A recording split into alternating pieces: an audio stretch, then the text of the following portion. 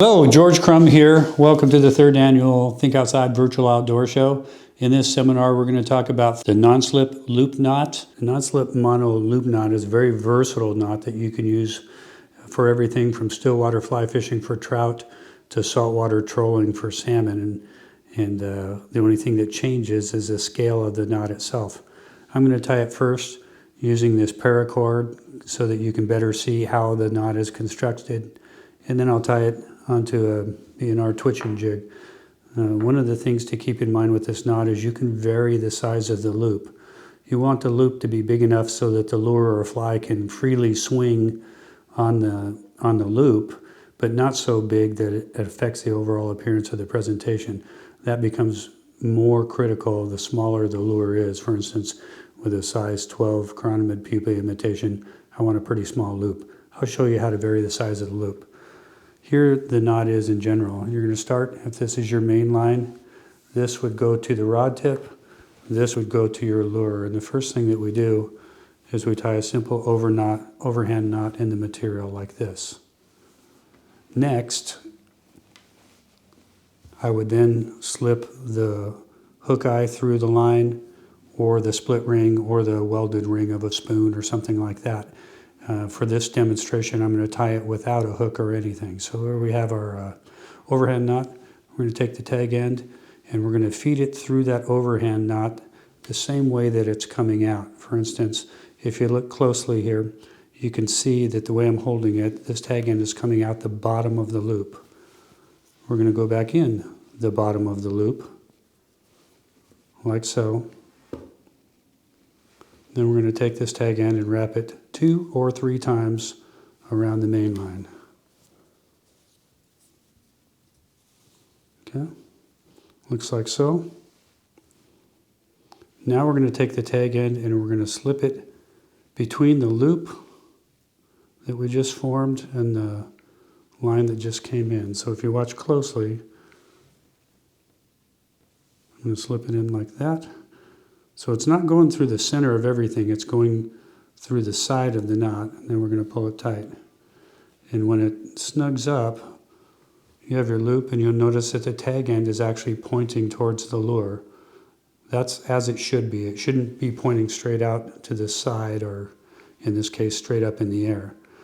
The reason you want it that way is if you're fishing a fly through weedy water or something like that, the tag end is less likely to catch debris in the water. Trout don't like it if there's any bit of weeds on your fly.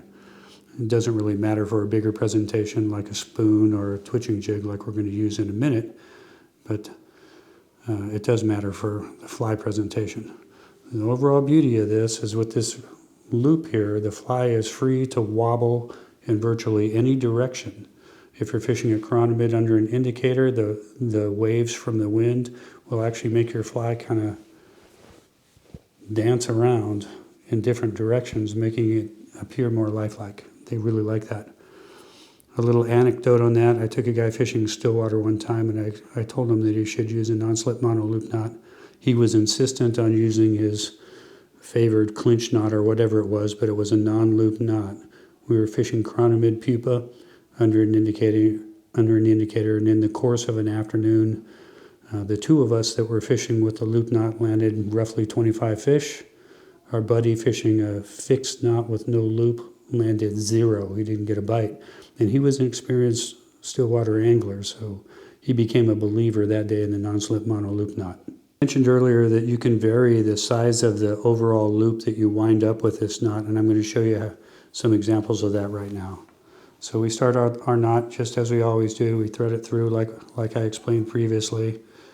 We do our wraps, and what's going to determine the size of your loop is how much line you have beyond it on the hook side, as well as the size of your overhand knot. If you tie a very large overhand knot like this, you're going to wind up with a bigger loop than if you tie an overhand knot like this to begin with. I'll show you what I mean.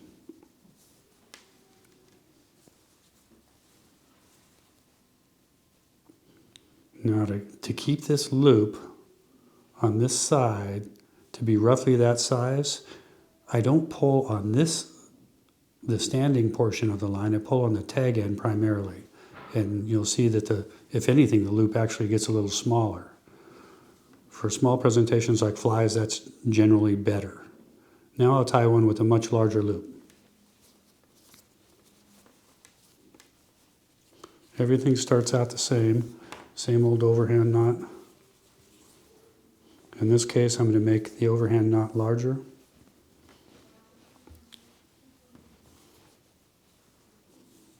Makes the whole thing kind of harder to tie, actually. Now I'm going to pull, and you'll see that I wind up with a little bit larger loop than I did the last time. You can vary this tremendously if you want to. I tend to, when I tie this knot, I tie the smallest knot that I can, the smallest loop that I can, which still allows the lure or the fly to freely move.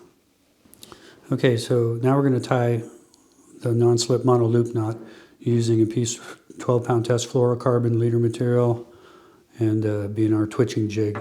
This knot works really well for any lure that you tie to the end of your leader that's designed to wobble or that you want to freely move around at the end of the line. We start with our normal overhand knot, as I showed you with the paracord. I like to make this fairly small, and as you can see, it's probably about 1/4 inch in diameter. If I was tying a fly, I'd probably make it even smaller than that. We've got about 2.5 inches of tag end sticking out. I'm going to thread that through the eye of the twitching jig.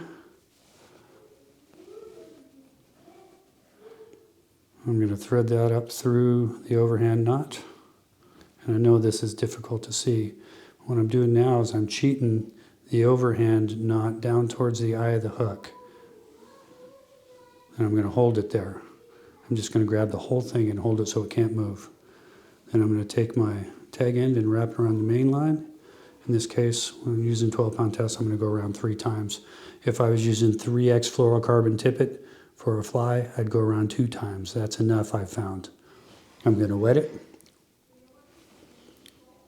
Then I'm going to, still holding it, I'm going to thread that tag end through the side of the overhand knot. A lot easier to do when I'm wearing my glasses. Once I have it through there, I'm going to grab it with my teeth and pull tight. And I pull mostly on the tag end. And what I wind up with is this, a very small loop that my twitching jig is attached to that allows this jig to freely wobble in any direction that it needs to wobble. You notice that the tag end is pointing basically down towards the lure. I'll clip that off 1/8 of an inch or so from the knot itself. And that's basically the non-slip mono loop knot. It's surprisingly strong. I've never had the knot actually fail when the tippet wasn't damaged or the leader wasn't damaged. It's a strong knot. You can have confidence that it's going to hold any fish that you hook as long as you're using the appropriate strength of leader material.